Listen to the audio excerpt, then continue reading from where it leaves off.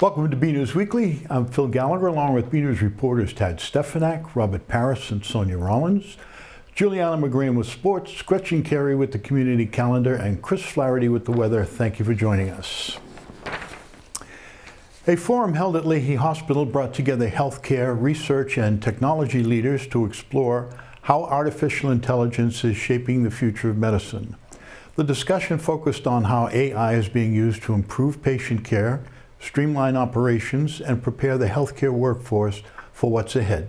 Tad Stefanak has more from the event.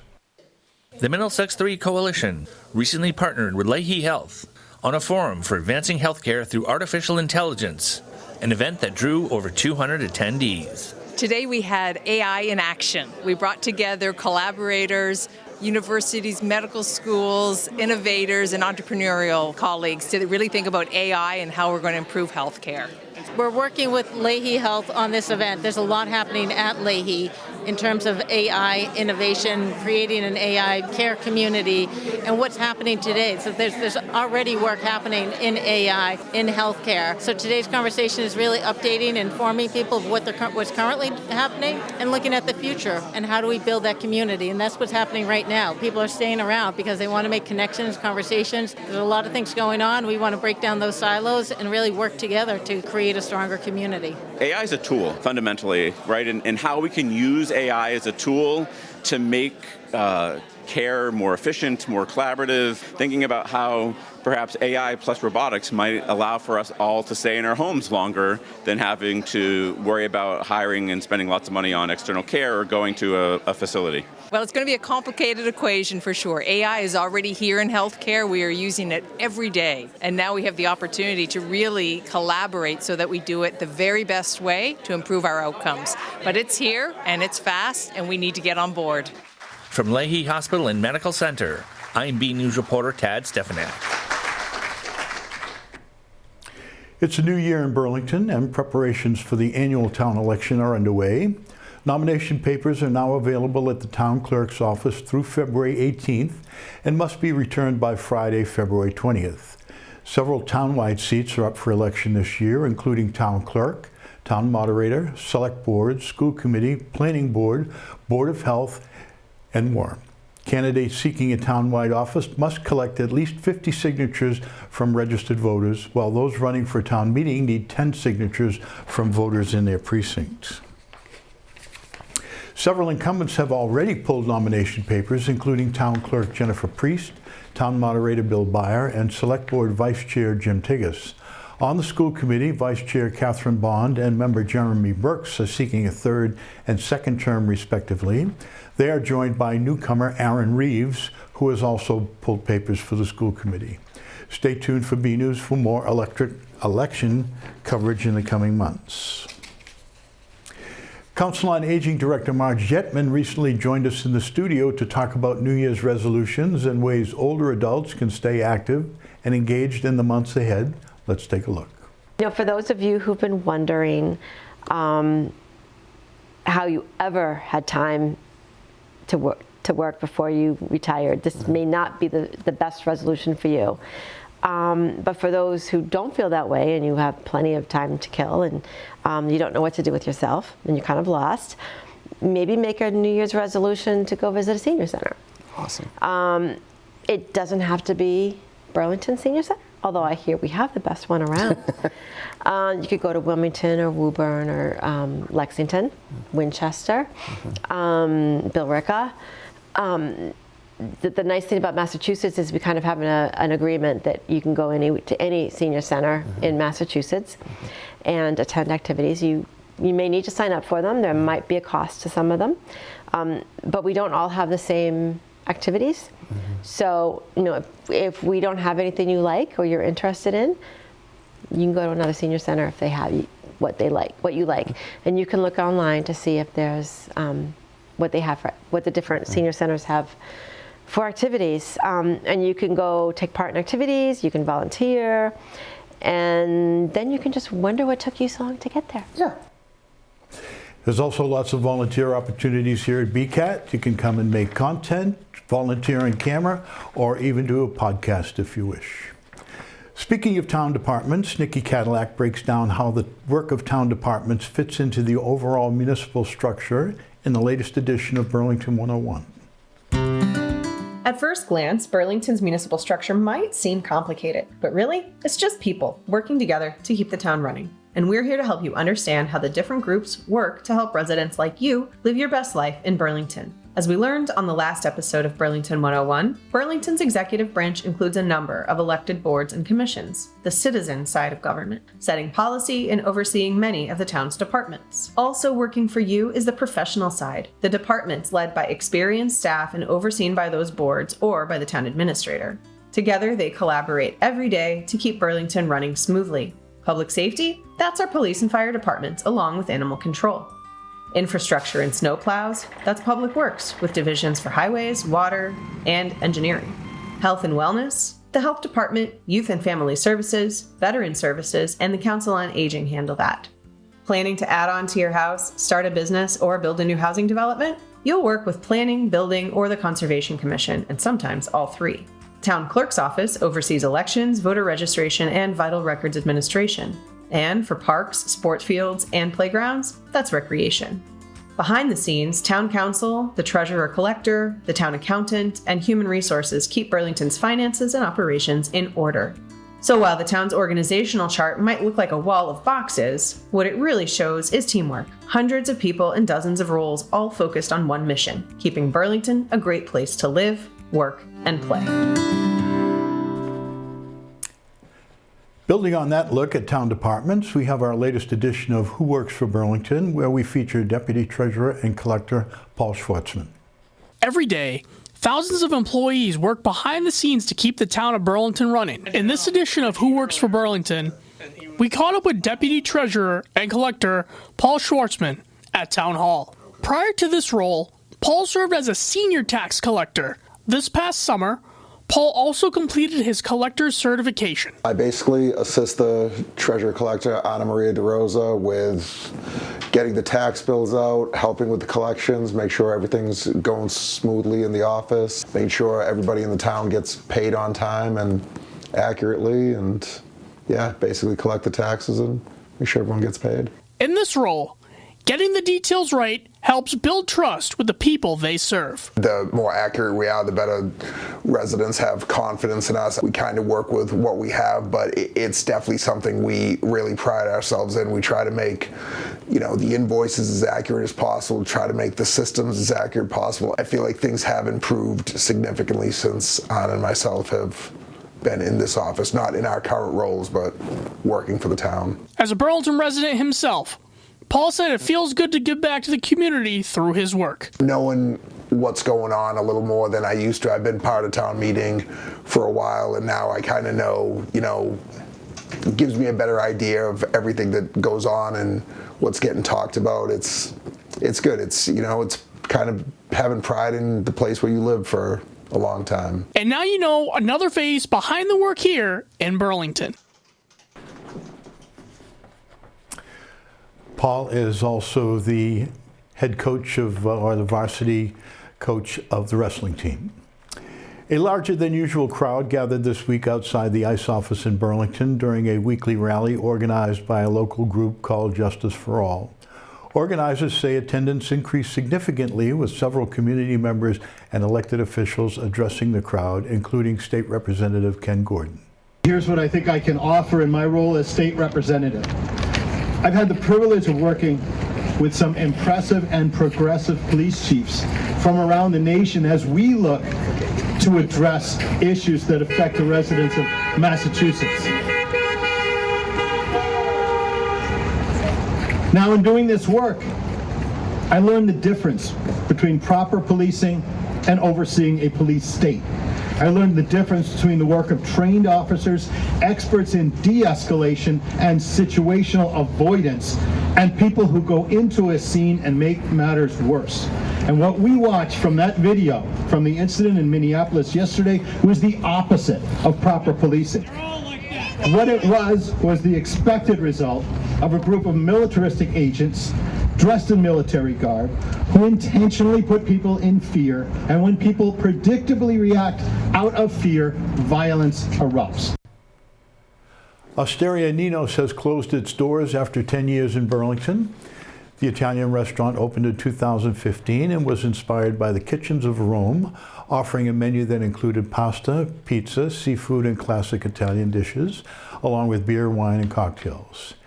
An original establishment at the 3rd Avenue development, the restaurant announced the closure on its website, thanking the community for a decade of support and sharing plans for a new ownership and a revitalized concept. In our next Chamber Spotlight, Sonia Rollins takes us to Eddie V's and highlights its Eddie V's Hours experience. Hi everybody, Sonia Rollins for Back Talk. Today's Chamber Spotlight takes us to Eddie V's, a restaurant that's already known for its great dining, but did you know it's equally as good as its bar? We're going to hear about the great bar menu and the great craft drinks that are done here. Join us inside. We are here with David Greekwood, managing partner of Eddie V's. David, thank you so much for letting us in. Happy to have you here, as always, Sonia. Yeah, Thank you know, Eddie V's has become a staple in Burlington. And it's been how long since you've been here? Six years this past August, which is kind of 2019, isn't it? It goes by. Flies. Yeah. It really does. I really feel like where I've seen the bar raised Yeah. significantly is at the bar, no pun intended, right? And with the bartenders who really are professionals. You know, I really, when you see some of the caliber of the drinks that come out, especially in a place like Eddie V's, it's almost a culinary experience in a glass, right? I love the creativity behind our cocktail program. I think the idea is to really kind of put our own twist on certain things. You're not going to get that exact same cocktail at any restaurant in the area. We are here with Jess. You have been a bartender here at Eddie V's for 6 years, yes? I have. Our twist on the espresso martini, we have the Java Jewel. So we just add a touch of orange to change it up a little. Espresso martinis are popular not only for a dessert drink, right? Do you find that people order them a lot, Jess? Or? We have people that come in and start with them. Sometimes you just need that little pick-me-up after a long day. And the Borghetti, the important part. On this one, you need a really good shake. You got to get the froth. Okay. That's right. It's not just the beauty of the drink, it's the presentation at Eddie V's that's so beautiful. The Java Jewel, it's kind of our twist on the espresso martini, as Jessica mentioned. We do add a little bit of Kettle One orange along with Kettle One, which brings a bit of a citrus kind of infusion to it. The Borghetti espresso liqueur actually has a little bit of a chocolatey flavor to it as well, not just with the coffee, but with a little bit of chocolate. Delicious drink. Yeah. And we top it with a little EV logo, which is really cool. Whether it's a quick bite after work or a good time with a few friends or just wanting to try out a really beautiful cocktail, Eddie V's has everything you're waiting for. For Chamber Spotlight, I'm Sonia Rollins.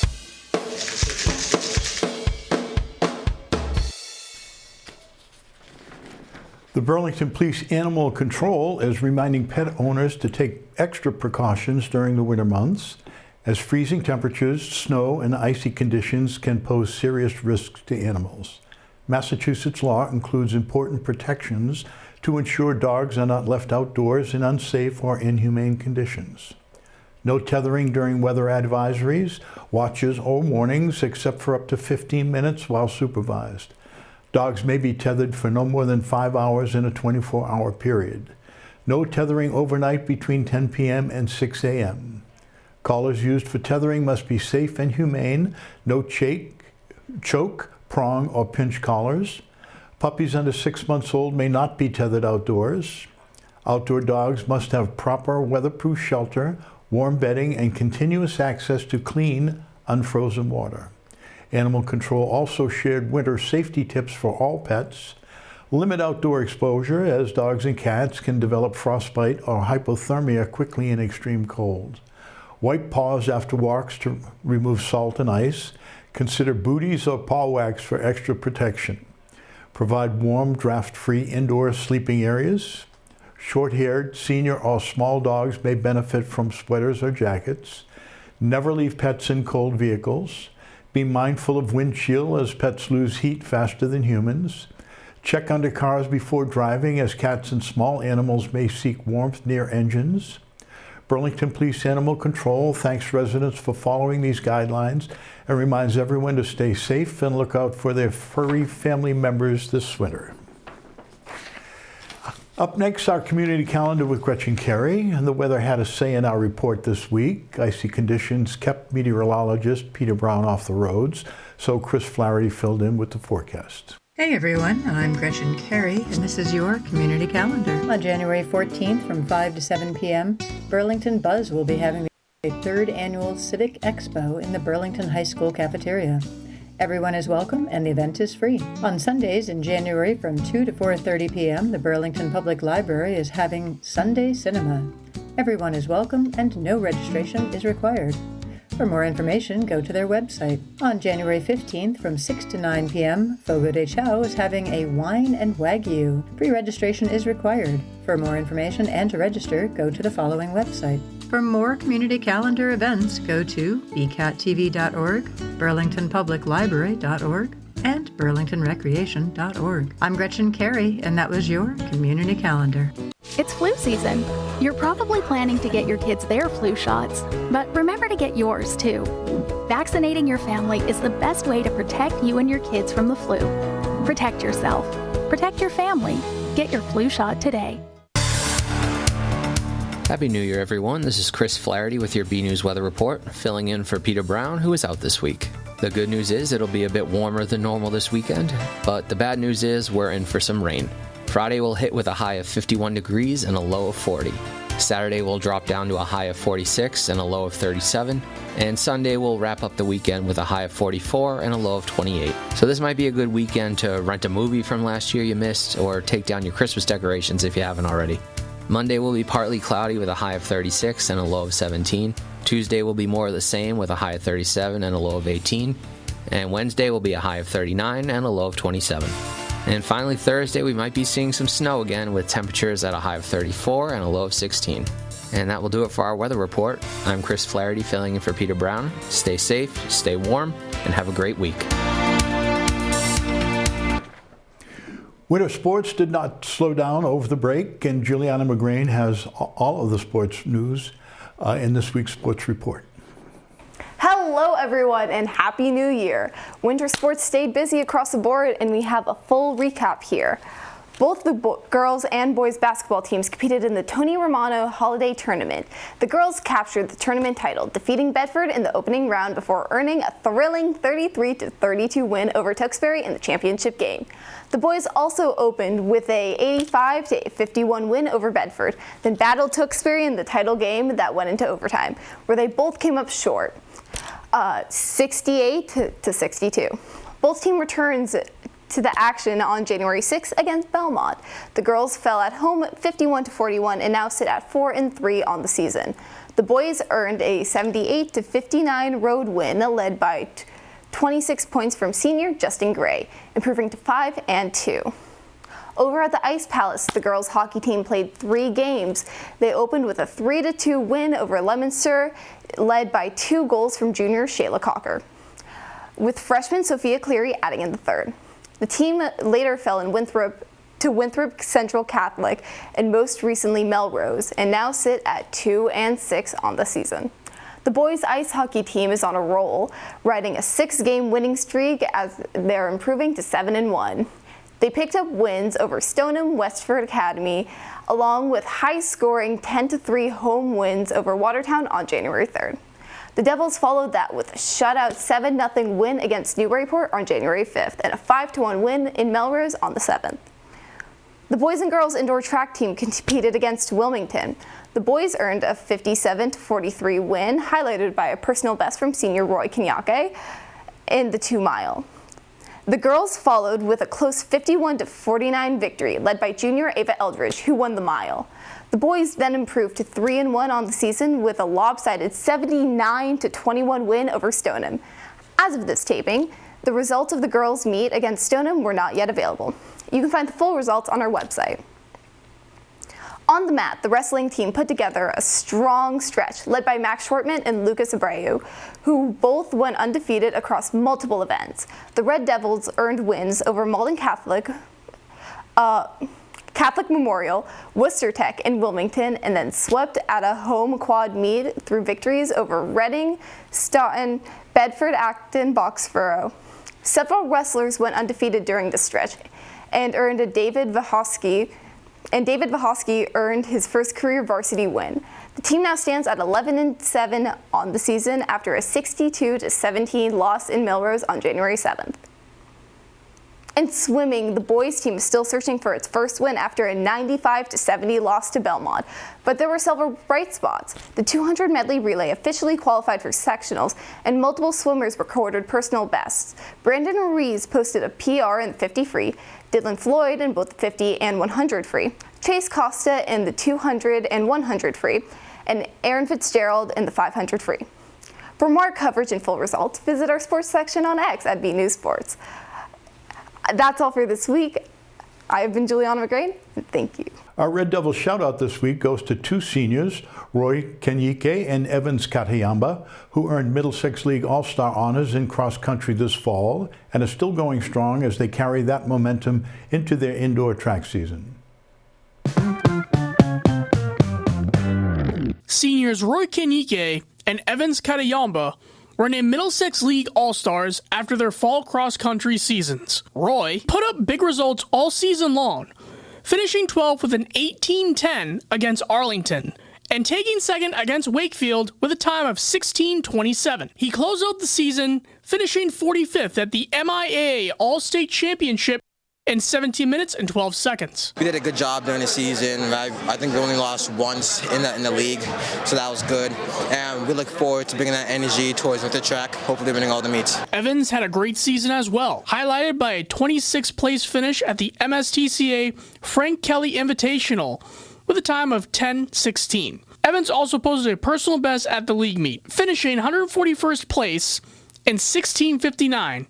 Before closing out his career with a 6th place finish in 18:55 at the MIAA Division 2B meet. I'm great and honored to be named a Middlesex All-Star for this level, and glad to be part of it. Best thing I could ever dream of. Congratulations to both of them on this accomplishment. This is the Red Devil Shoutout. Our photo of the week this week was sent in by Evan McNamee. Evan captured the stunning shot of the winter night sky with the moon illuminating a layer of clouds, not crowds, over Burlington. Great photo, Evan. Thank you for sharing it with us. Don't forget to send us your photos. Send them to bcat@bcattv.org with the subject line Photo of the Week. Before we go, a quick reminder that the 3rd Annual Civic Expo is happening next Wednesday from 5 to 7 p.m. at Burlington High School. The free community-wide event is a chance to meet town officials, department staff, and neighbors and learn more about how Burlington works. We leave you this week with a montage of photos of the week from last year. Voting is now open for this year's Photo of the Year, and you can find a link on our website. Winners will be announced January 23rd. And in case you're not aware of it, the Patriots are in the playoffs. Sunday night they play the Chargers. I'm a homer, so of course I'm picking the Patriots 40-30. Have a great week. See you at the Expo.